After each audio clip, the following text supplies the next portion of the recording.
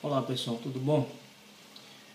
Hoje eu quero refletir com vocês um texto bem conhecido e bastante interessante. É Isaías capítulo 6, onde nós vemos o profeta, quando ele adentra no templo, ele tem aquela visão majestosa de Deus em seu trono.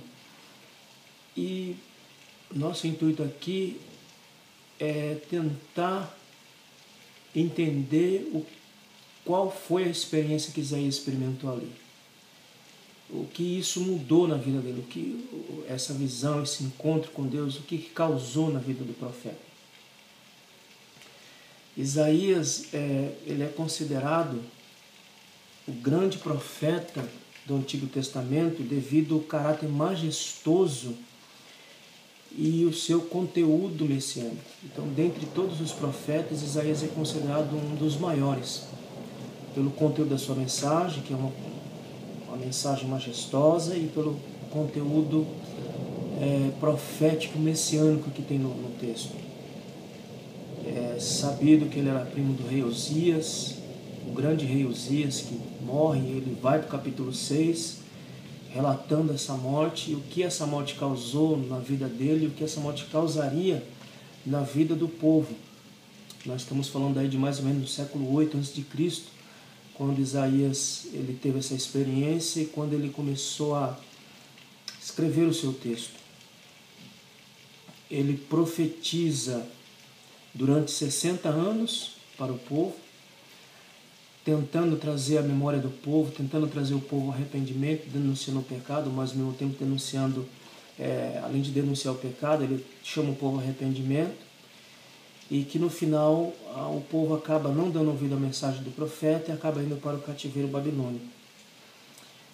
Então ele vai profetizar a partir de Uzias e vai profetizando até depois da morte do grande rei assírio Senaqueribe. O ministério abrange os reis Uzias, Jotão, Acás e Ezequias. Então ele está profetizando no período desses reis, em que ele vai levar sua mensagem profética de teor messiânico para o povo e chamar o povo ao arrependimento. Então ele vai começar ali durante o reinado de Uzias, depois Jotão, Acás e por final e vai até Ezequias. Qual era o cenário político que Isaías estava enfrentando no seu período? Primeiro ponto, o cenário político internacional era a ascensão, porque havia uma briga entre os impérios ali para uma disputa para ver quem tomaria o lugar como a potência do momento, e a Síria despontava como uma dessas potências. E a Síria quem levou Israel cativo e depois vai tentar levar o Reino do Sul também cativo. Então a Síria é a grande potência do momento, do cenário que nós estamos falando aqui, que causou espanto em todas as nações e principalmente em Judá também, que estava ameaçado em ser deportado para a Síria, coisa que não aconteceu, porque o povo só vai ser levado cativo um pouco mais adiante, a partir do século 7, com Nabucodonosor. Esse é o cenário internacional, um cenário onde há uma briga entre os impérios e a Síria desponta como esse império. O cenário político nacional era um cenário de caos e opressão. Se nós lemos o capítulo de número 1, no capítulo 1 ele vai descrever qual é a situação do povo, qual é a situação de Judá, qual é a situação do povo como um todo. E era um cenário de caos, um cenário de opressão, em que o povo sofria e os maiorais do próprio povo também oprimiam o próprio povo da terra. Então esse era o cenário nacional que nós vemos ali. E no capítulo 1 também nós vemos ali o cenário espiritual, que era um cenário decadente. Então Judá estava totalmente mergulhada no pecado, no fracasso espiritual. Devido à ameaça síria, então começou-se a fazer várias alianças para conter esse avanço, para conter essa sede da Síria em relação a Judá, o que acabou levando Judá ao caminho da idolatria, ao caminho da rebelião e da opressão em relação ao povo. Então esse era o cenário que nós temos aqui. Depois nós vamos ver, já no período de Ezequias, isso está lá em 2 Crônicas, capítulo 30, do verso 1 a 13, em que Ezequias entra, faz uma reforma espiritual, mas não faz uma reforma profunda, faz uma reforma superficial. Depois nós vamos ver no próprio texto de Isaías, Ezequias sendo penalizado pela sua própria soberba. Então ele entra, faz uma reforma ali superficial para tentar tirar o povo do caos. E também onde há o grande livramento de Deus ali, em que o anjo ele mata 185 mil soldados assírios ali, que estava sob comando de Senaqueribe.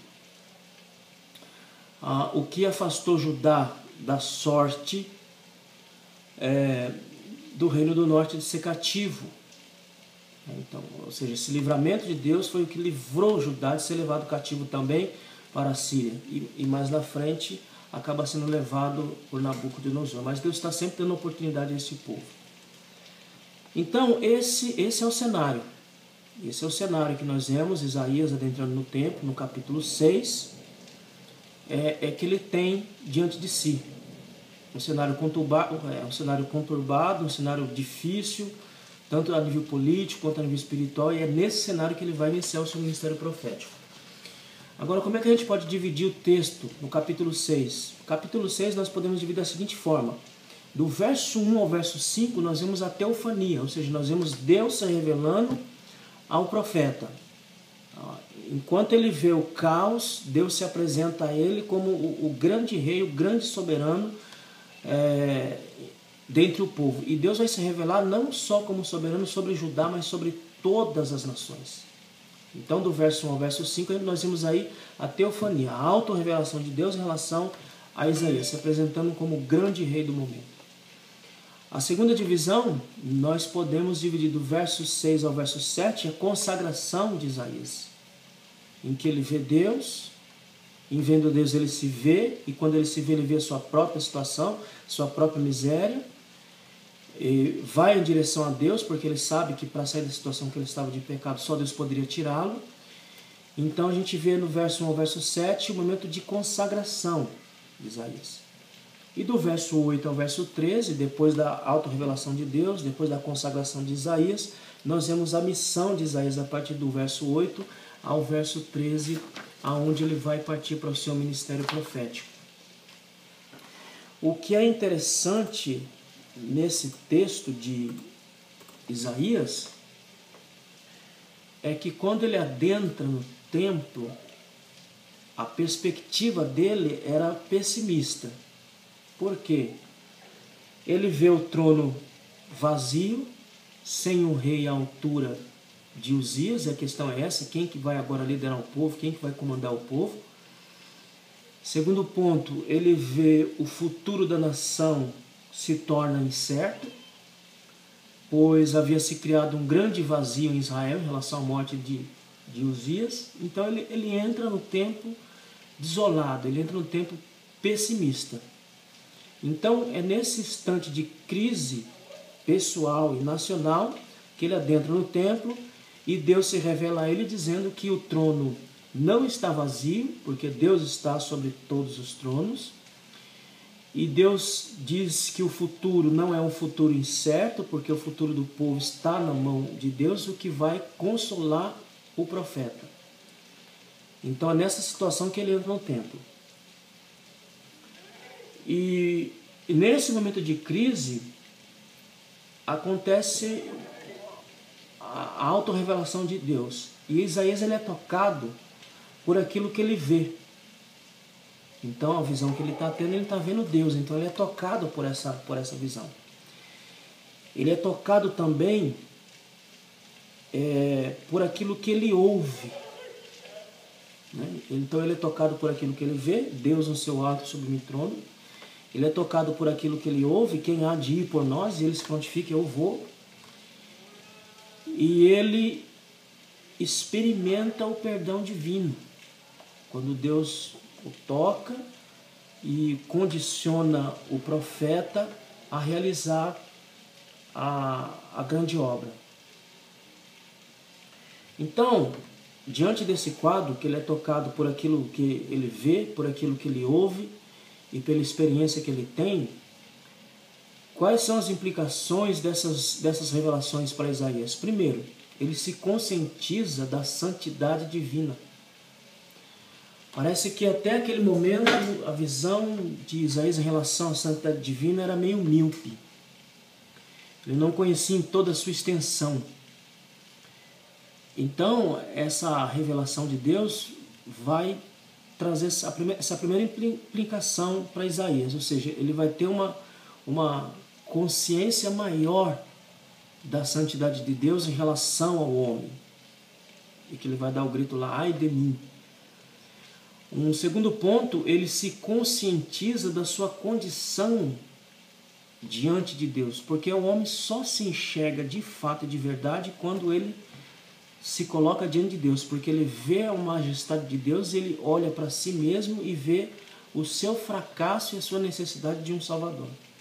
Então, o segundo ponto aqui, desse evento que ele está vivendo ali, é que ele se conscientiza da sua condição, da sua própria condição. E o homem só consegue se conscientizar da sua própria condição quando ele tem uma experiência reveladora de Deus. Enquanto isso não acontece, ele se acha a melhor pessoa do mundo. Mas quando há uma revelação em que ele se enxerga em Deus e vê a sua própria miséria, então ele reconhece a necessidade que ele tem de um Salvador.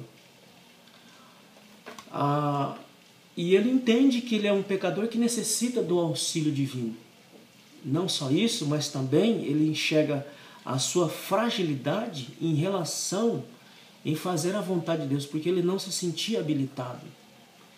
Então ele se conscientiza da sua condição, entende que é um pecador que precisa do auxílio divino, ele entende a sua fragilidade em fazer a vontade de Deus por si só, porque o homem por si só não consegue fazer a vontade do Senhor se não for tocado, se não for transformado, se não for mudado pelo o próprio Deus.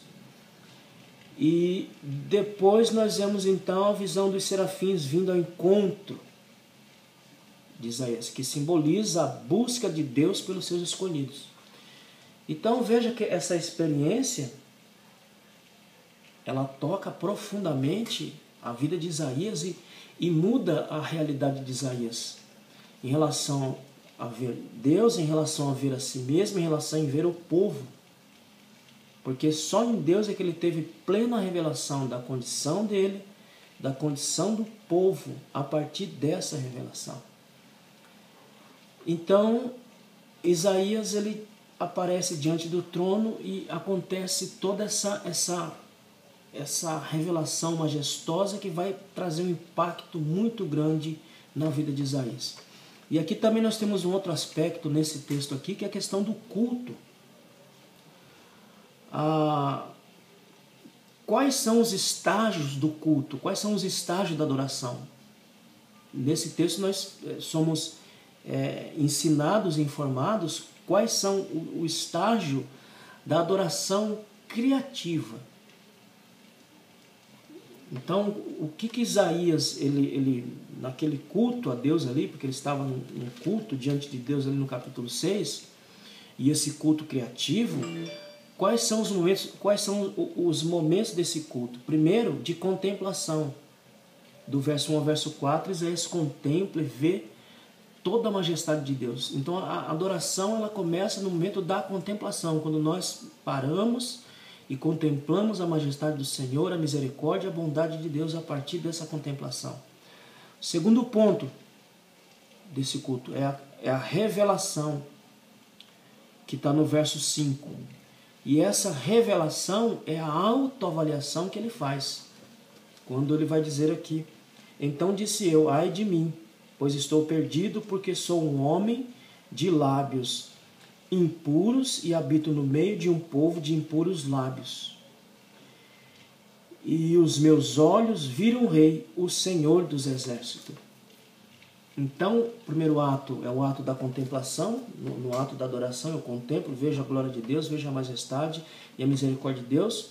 Segundo ponto, a revelação, que é o momento da autoavaliação, que eu vou me avaliar diante dessa visão e vou entender a necessidade que eu tenho de Deus e a necessidade do perdão divino.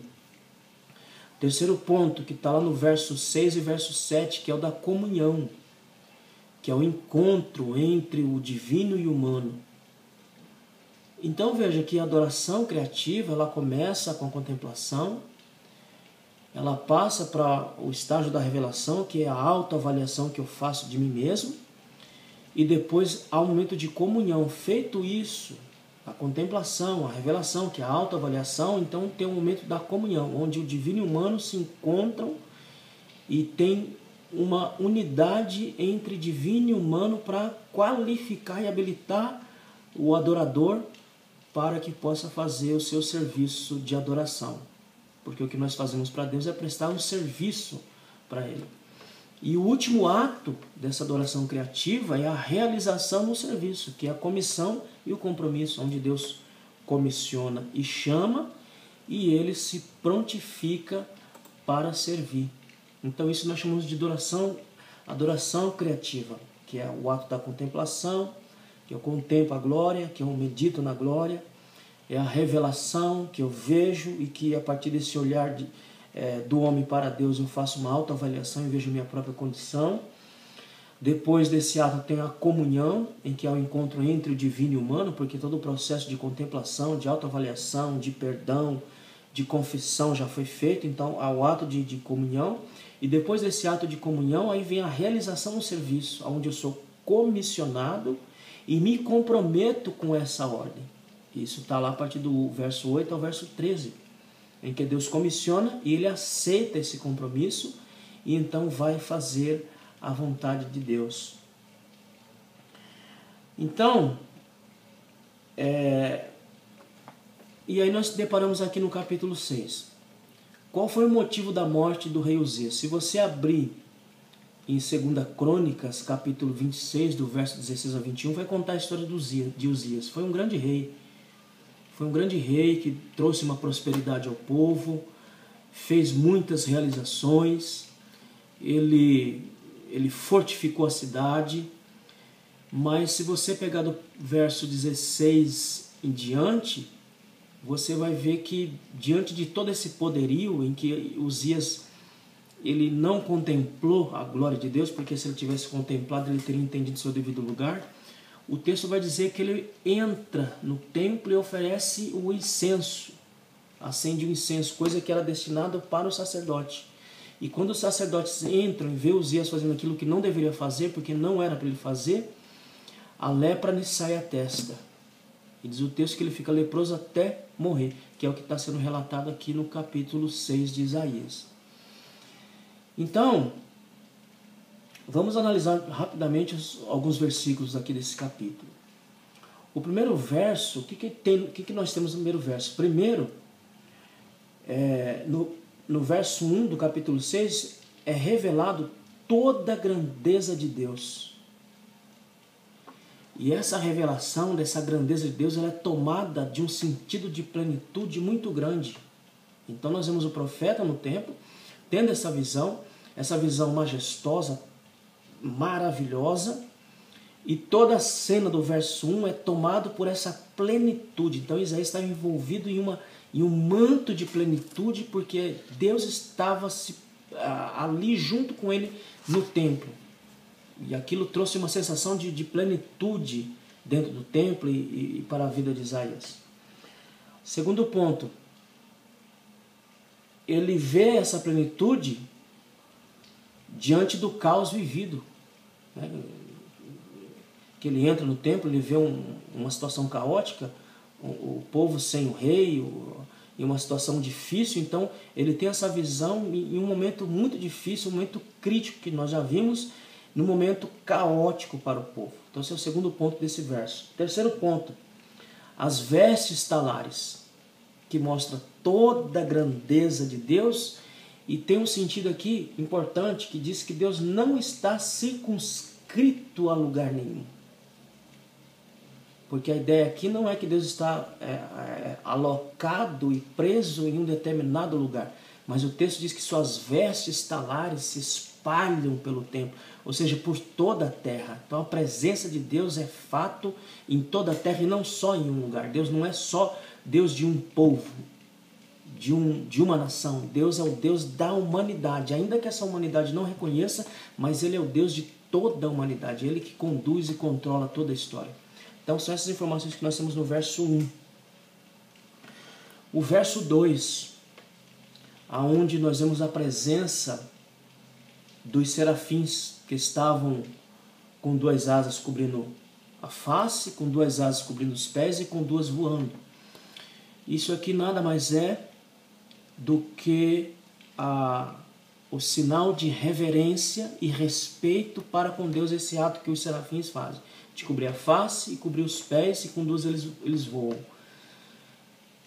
É um sinal de respeito e honraria em relação à santidade de Deus, ao poderio de Deus. E a presença dos serafins torna a visão mais magnífica ainda, que são seres alados, quase com um aspecto de dragões, e é a corte real de Deus.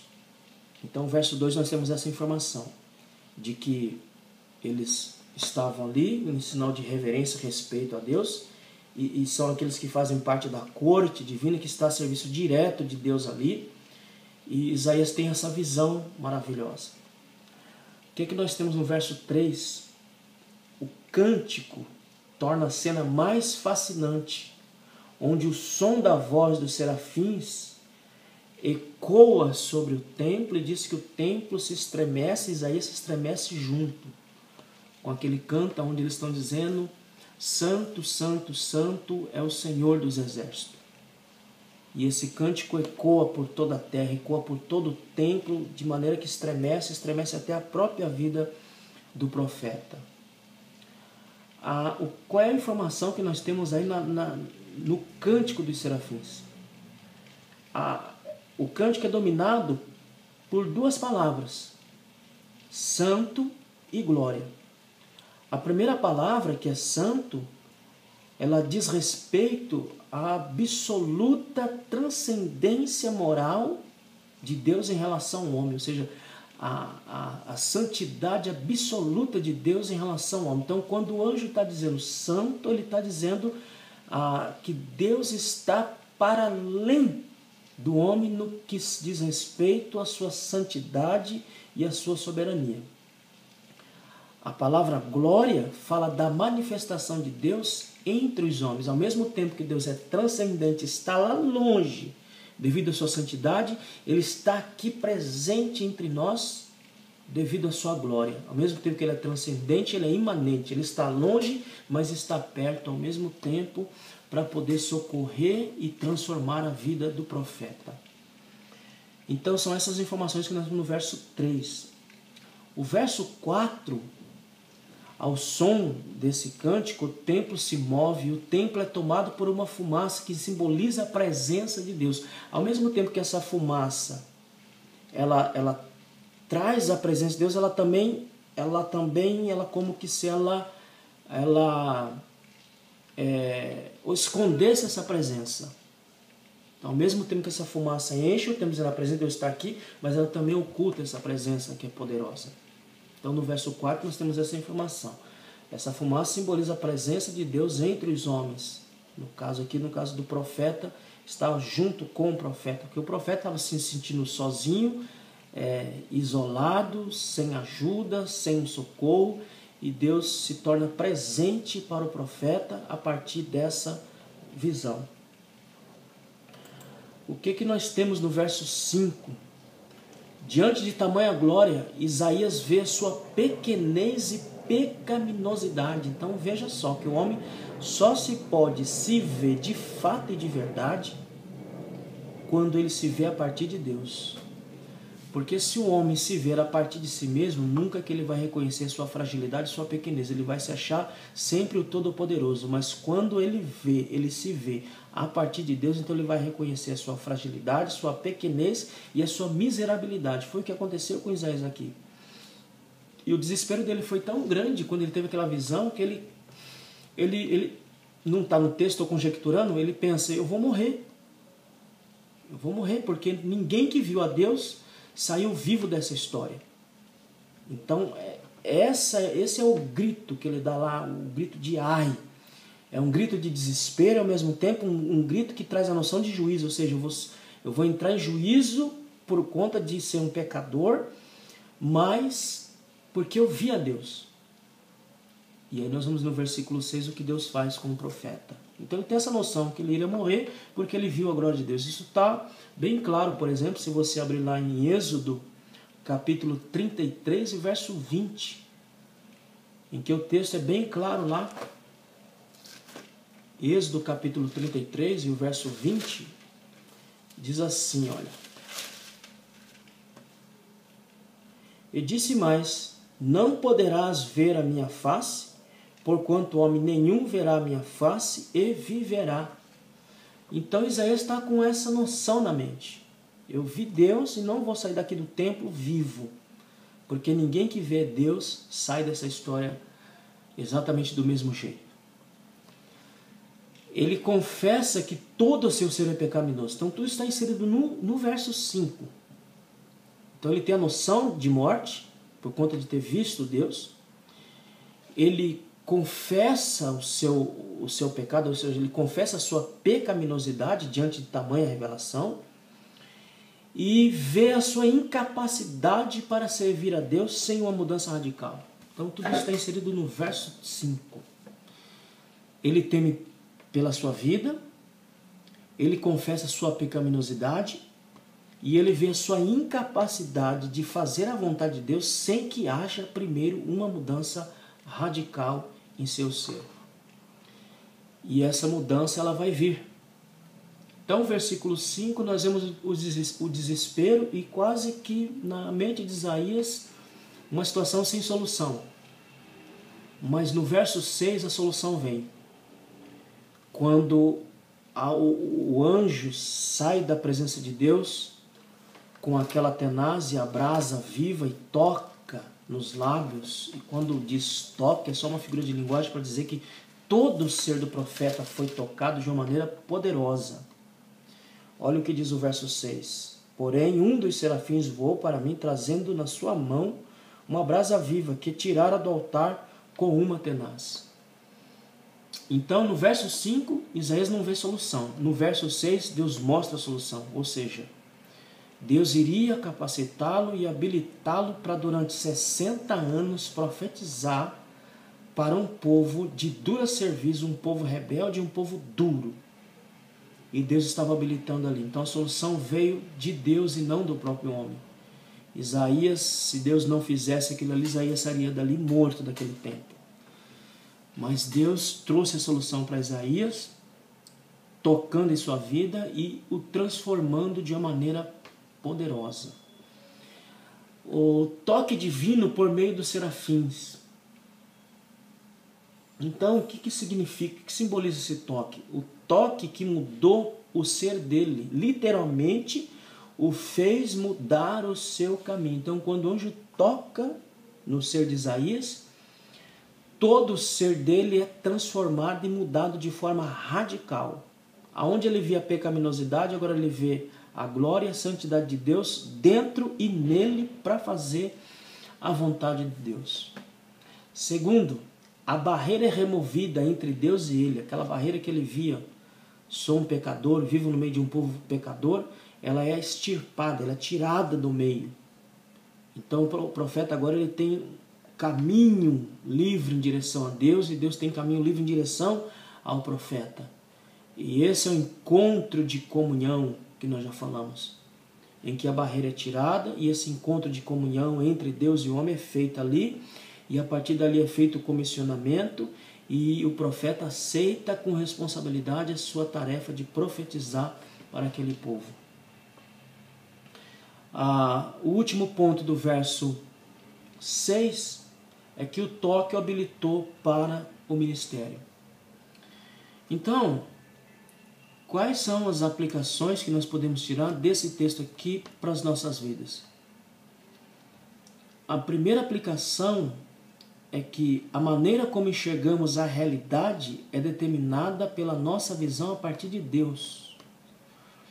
Ou seja, a maneira como Isaías enxergava a realidade sem Deus era de caos, de tristeza, de incerteza. Mas quando ele tem um encontro com Deus, ele é mudado, transformado, ele passa a enxergar a sua realidade, a sua volta a partir de Deus, em que ele sai profetizando a vinda do futuro Messias. Então, desse encontro entre nós e Deus, a nossa maneira de enxergar a realidade é mudada, porque nós enxergamos a nossa realidade a partir de Deus e não a partir de nós mesmos, porque senão, se nós enxergarmos a nossa realidade a partir de nós mesmos, ela será uma realidade pessimista e sem solução. Mas nós enxergando a nossa realidade, a nossa volta a partir de Deus, então nós vemos em Deus a solução de todas as coisas. Segundo, é Deus que determina nossa vida. Isaías viu o trono vazio, mas Deus é quem determina a nossa existência. É Deus quem determina a nossa vida. E Deus ali determinou a existência e o ministério do profeta. Terceiro, quando enxergamos nossa limitação, então em Deus rompemos elas para servirmos. Então, quando nós enxergamos a nossa limitação, entendemos que somos limitados, que somos incapazes de fazermos a vontade de Deus por nós mesmos, então nós rompemos essas barreiras e em Deus nos habilitamos, nos qualificamos, porque Ele faz isso por nós. E quarta aplicação e última, nossa vida é transformada à medida da nossa comunhão com Deus. Isaías profetizou durante 60 anos para um povo difícil, para um povo de dura cerviz, ou duro de coração. Ele só pôde fazer isso porque ele tinha uma comunhão intensa com Deus. Então, são essas aplicações de Isaías capítulo 6 para as nossas vidas.